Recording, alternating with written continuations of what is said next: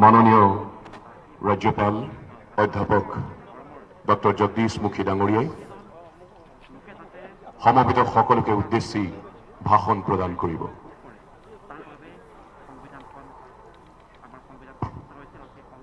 May I now take the honor to request Honorable Governor of Assam, Professor Jagadish Mukherjee, to present his speech on the occasion of 73rd Republic Day celebration here in Veterinary Ground, Guwahati.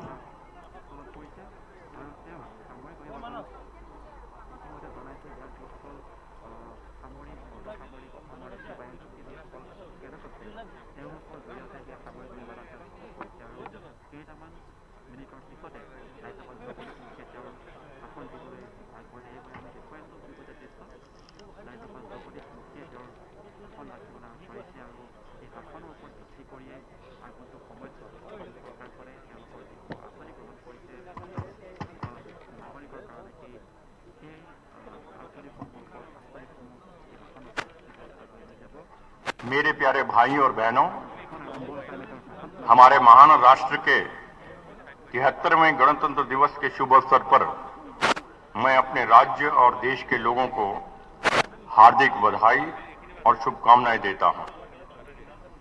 इस महत्वपूर्ण अवसर पर हम संविधान प्रणेताओं के प्रति अपनी आंतरिक कृतज्ञता और भावभीनी श्रद्धांजलि ज्ञापित करते हैं, जिन्होंने इस महान गणतंत्र को एक ऐसा संविधान प्रदान किया जो एक संप्रभुता संपन्न, समाजवादी, धर्मनिरपेक्ष, लोकतांत्रिक गणराज्य को सुनिश्चित करता है, साथ ही लोगों की आकांक्षाओं एवं आदर्शों को दर्शाते हुए राष्ट्र निर्माण में सक्षम बनाता है। मैं राष्ट्रपिता महात्मा गांधी सहित उन सभी महान स्वतंत्रता सेनानियों को अपनी श्रद्धांजलि अर्पित करता हूं, जिनके बलिदानों ने हमें स्वतंत्रता दिलाई।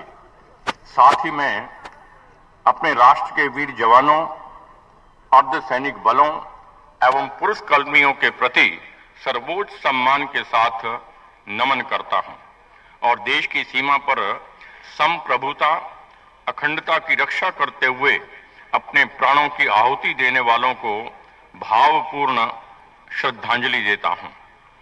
मेरे प्यारे असम वासियों, बीता हुआ वर्ष हमारे लिए बहुत ही चुनौतीपूर्ण रहा। कोरोना महामारी ने हमारे धैर्य और सहन शक्ति की परीक्षा ली। हमारे कई निकट और प्रियजनों ने इस महामारी में अपनी जानें गंवाई। इस दौरान जो लोग हमें हमेशा के लिए छोड़कर चले गए, मैं उन सभी लोगों की आत्मा की शांति के लिए प्रार्थना करता हूं। साथ ही शोकाकुल परिवारों के प्रति गहरी संवेदना व्यक्त करता हूं।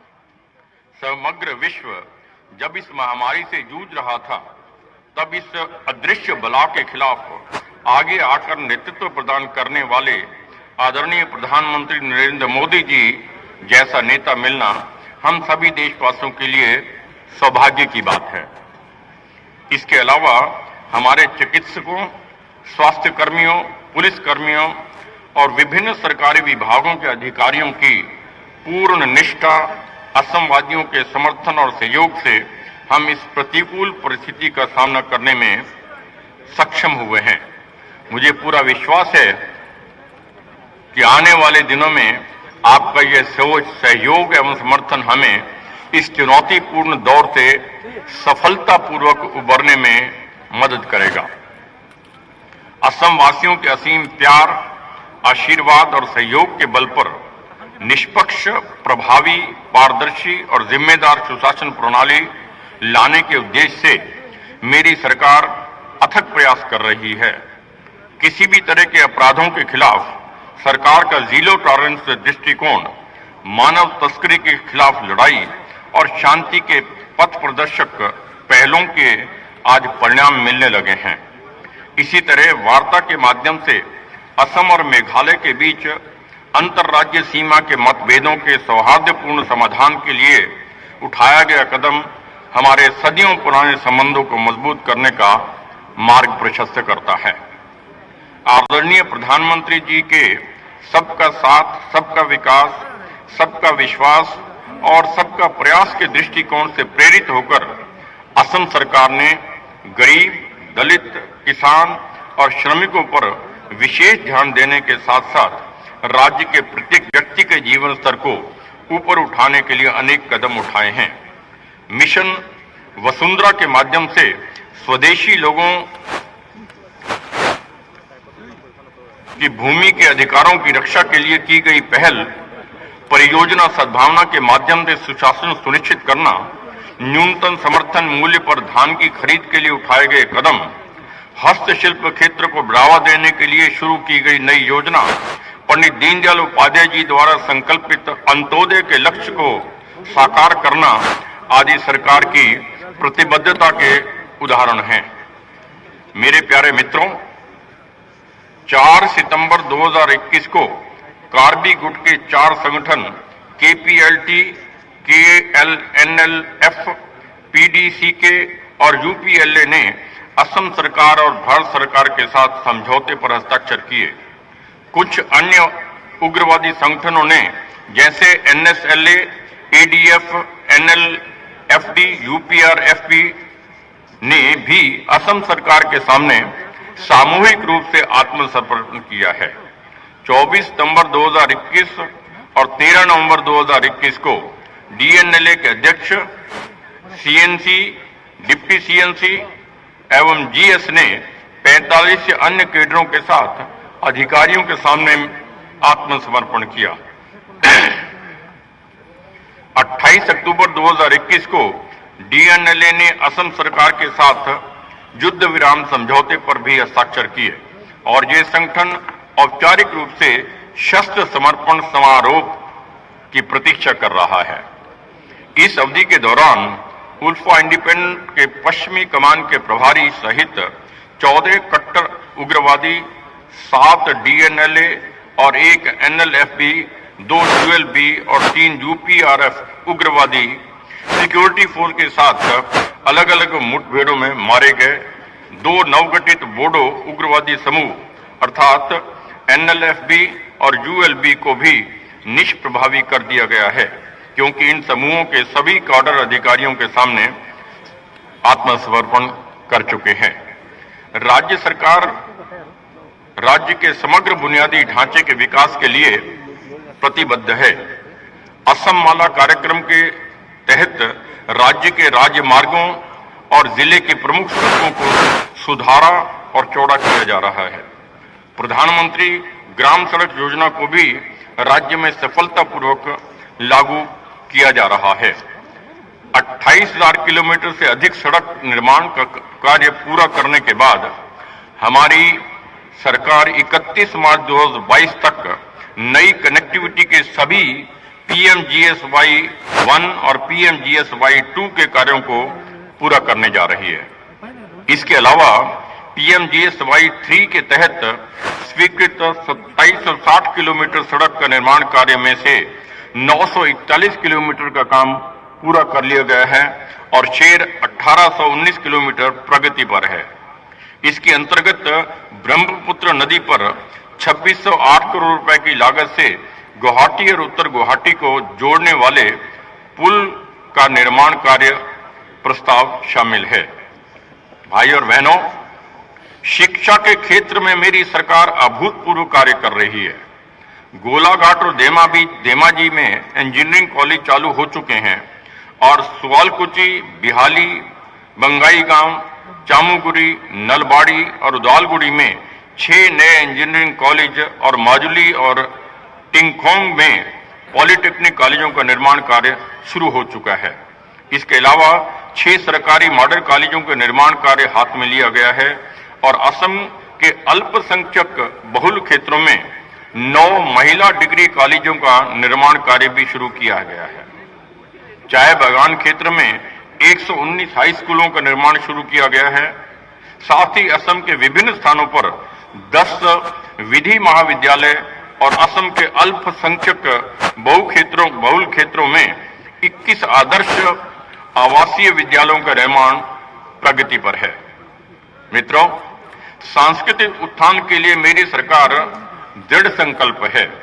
नारायणपुर में श्री श्री माधव देव कला क्षेत्र का निर्माण कार्य, बटद्रवा नगांव में सांस्कृतिक और पर्यटन स्थल के रूप में बद्रवा थान का विकास, शहीद पार्क के उन्नयन के साथ साथ ढेकियाजुली में एक कन्वेंशन हॉल और जामुगिरी हाट में बारेचरिया भवनों का निर्माण कार्य प्रगति पर है।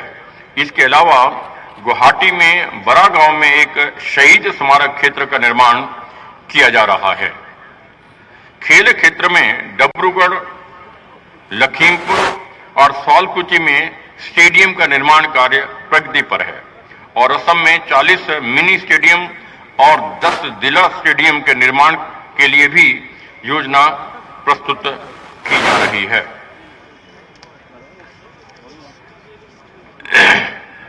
मेरे प्यारे असम वासियों, मनरेगा भारत सरकार की एक प्रमुख योजना है जिसे पीएनडीआरडी विभाग के तहत लागू किया जा रहा है।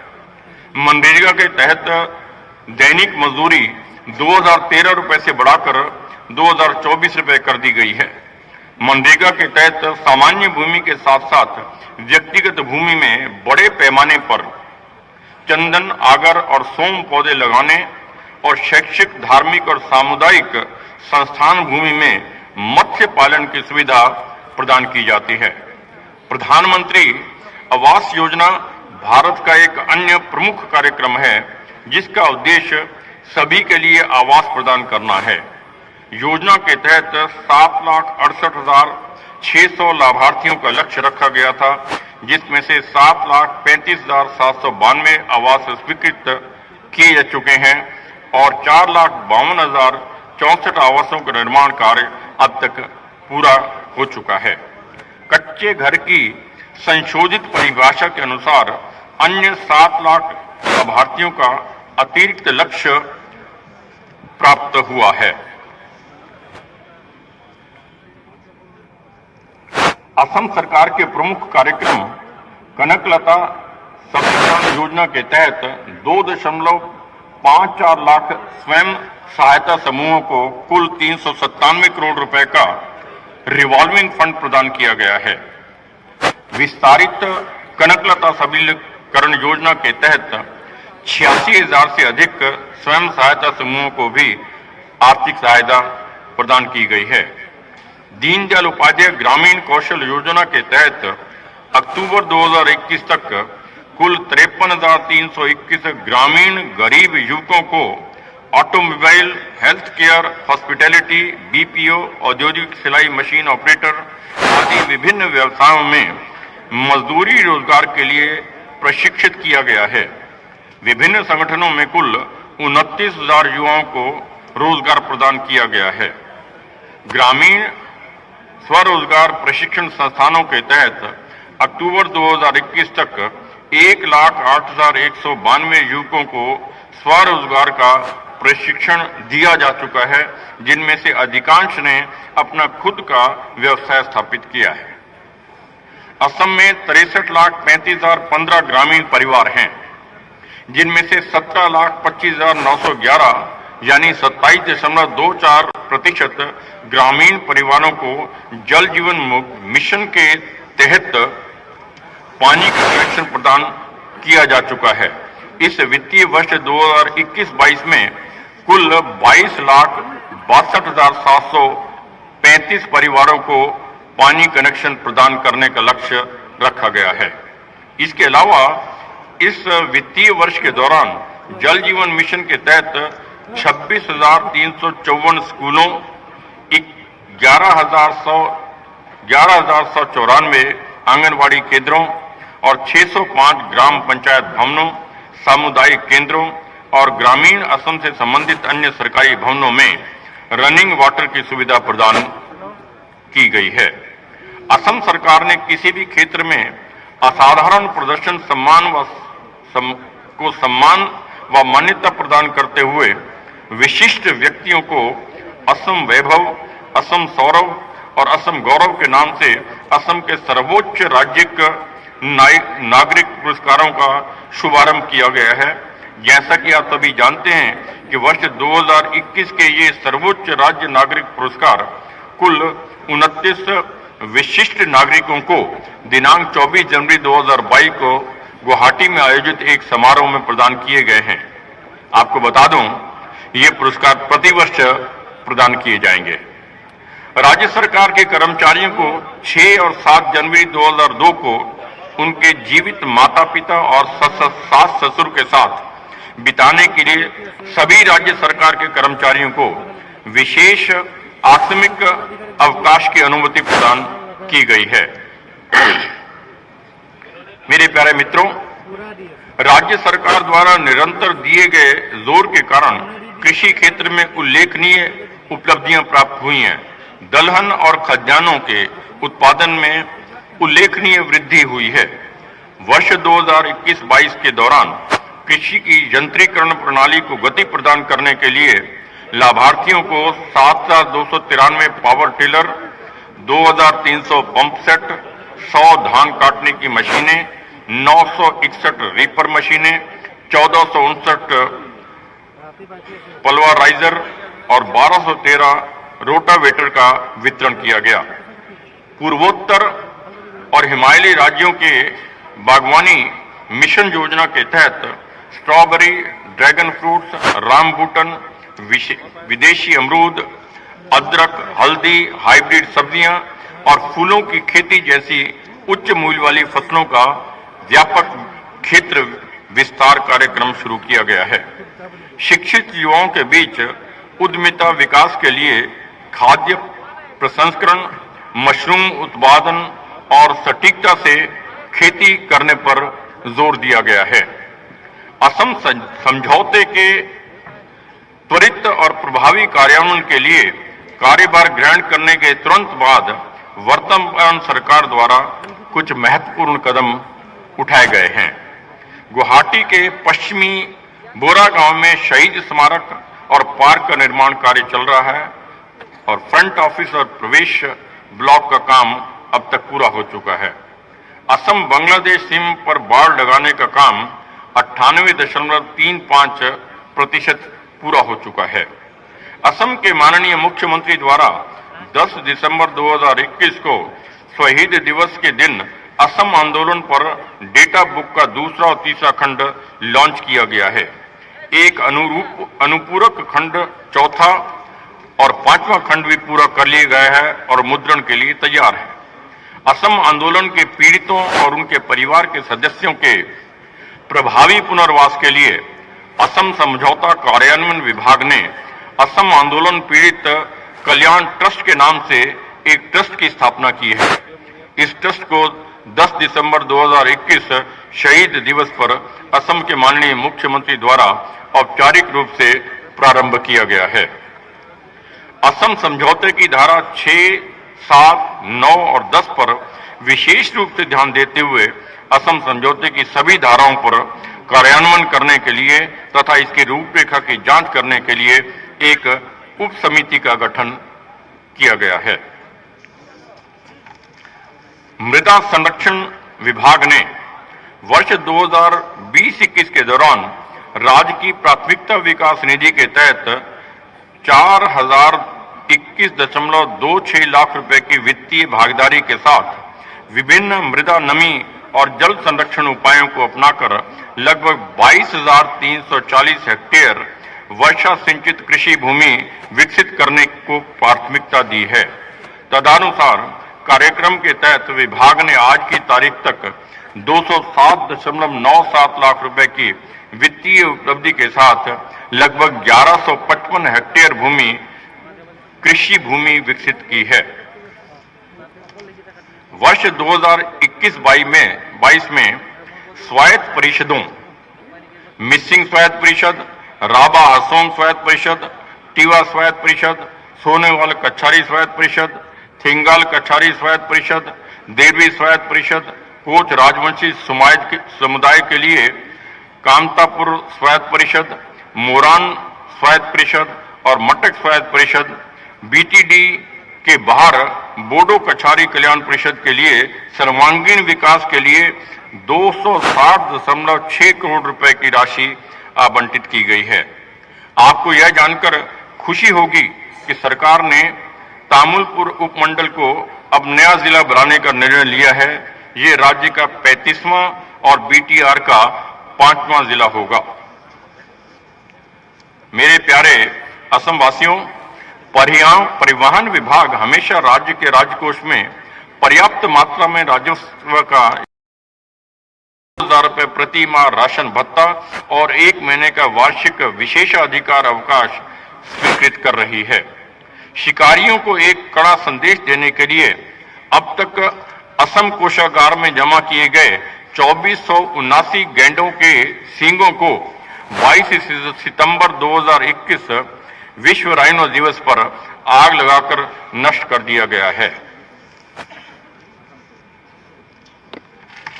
असम सरकार ने एसडीजीपी लक्ष्य को प्राप्त करने के लिए गतिविधियों को सक्रिय रूप से बढ़ावा दिया है ताकि स्वस्थ जीवन सुनिश्चित किया जा सके और सभी उम्र में लोगों के कल्याण को बढ़ावा दिया जा सके। राज्य में लखीमपुर में नया शुरू किया गया लखीमपुर मेडिकल कॉलेज अस्पताल, 3 dental college, 3 BSc nursing college, 3 pharmacy संस्थान और 6 पैरामेडिकल संस्थानों सहित 8 सरकारी मेडिकल कॉलेज हैं। धुबड़ी, नगांव, कोकराझार, नलबाड़ी और तिनसुकिया में और 5 नए मेडिकल कॉलेजों और अस्पतालों की स्थापना की जा रही है। सभी 5 नए मेडिकल कॉलेजों का निर्माण कार्य पूर्ण गति से चल रहा है। इसके अलावा विश्वनाथ और चराईदेव मेडिकल कॉलेजों का निर्माण कार्य प्रगति पर है। साथ ही मोरीगांव, धेमाजी, गोलाघाट, मुंगई गांव, गुवाहाटी और तामुलपुर में 6 नए मेडिकल कॉलेजों की घोषणा बजट सत्र में की गई है। तामुलपुर मेडिकल कॉलेज की आधारशिला माननीय केंद्रीय गृह मंत्री द्वारा पहले ही रखी जा चुकी है। स्वास्थ्य संस्थानों के निदान सेवाओं के न्यूनतम सुविधाओं की उपलब्धता सुनिश्चित करने के लिए मुख्यमंत्री निशुल्क निदान कार्यक्रम शुरू किया गया था। स्थापना के बाद 30 नवंबर 2021 तक मुख्यमंत्री निशुल्क निदान सेवाओं के तहत 7,21,457 मरीज मुफ्त सीटी स्कैन सेवाओं से लाभान्वित हुए। 18,50,022 मरीज निशुल्क एक्सरे सेवाओं से लाभान्वित हुए और 43,30,208 मरीजों को मुफ्त प्रयोगशाला सेवाओं का लाभ मिला। असम सरकार सरकारी अस्पतालों में आने वाले मरीजों को आवश्यक दवाएं मुफ्त उपलब्ध करा रही है। हेमोडायलिसिस सेवाएं प्रदान करने के लिए 209 हेमोडायलिसिस मशीन उपलब्ध कराई गई हैं। 29 दिसंबर 2021 तक 1,83,061 निःशुल्क डायलिसिस सत्र आयोजित किए गए हैं। दुधनोई और ग्वालपाड़ा में एकीकृत आयुष अस्पताल पूरे हो चुके हैं। राष्ट्रीय आयुष मिशन असम के तहत माजुली में चल रहा अस्पताल का निर्माण कार्य पूरा होने जा रहा है और जल्द ही इसका उद्घाटन किया जाएगा। भारत सरकार की आयुष्मान भारत योजना के तहत 49 आयुष अस्पताल एवं आरोग्य केंद्र शुरू किए गए हैं। अन्य 40 आयुष स्वास्थ्य और आरोग्य केंद्रों के लिए स्वीकृति प्रदान हुई है। राज्य में अनुमानित 2.31 करोड़ पात्र लोगों को 21 दिसंबर 2021 के दोपहर 12 बजे तक टीका लगाया गया है। 2.16 करोड़ लोगों ने टीका की पहली डोज और 1.46 करोड़ लोगों ने दूसरी डोज ली है। राज्य में अब तक कुल 3.62 करोड़ टीका किए गए हैं, पूरा किया गया है। प्रधानमंत्री आवास योजना के तहत शहरों में सभी के लिए आवास के अंतर्गत भारत सरकार से अब तक 98,833 घरों के लिए निधि प्राप्त हुई है। 98,833 स्वीकृत घरों में से 83,003 घरों को वर्तमान में निधि की पहली किस्त प्राप्त हो चुकी है। इसलिए कुल ग्राउंडेड घरों में से 49,990 घर वर्तमान में विभिन्न स्तरों पर निर्माणाधीन हैं। 33,013 घर अब तक पूरे हो चुके हैं। सिंचाई विभाग ने विभिन्न प्रमुख मध्यम और लघु सिंचाई योजनाओं के माध्यम से मार्च 2021 तक 10.41 लाख हेक्टेयर भूमि की सिंचाई क्षमता बनाई है। तदनुसार 76,987 का संचार किया है। इस कोष में 39,515.4 लाख रुपए कार्बी आंदोलन स्वायत्त परिषद के लिए और 17,759.28 लाख रुपए नॉर्थ कचार हिल्स ऑटोनोमस काउंसिल के लिए आवंटित किए गए हैं। मेरे प्यारे राज्यवासियों, वर्तमान सरकार ने चाय जनजाति समुदाय के शारीरिक, बौद्धिक, सामाजिक और आर्थिक विकास के लिए कल्याणकारी योजनाओं पर जोर दिया है। चाय जनजाति समुदाय के बीच शिक्षा परिदृश्य को सुधारने और उन्हें प्रोत्साहित करने के लिए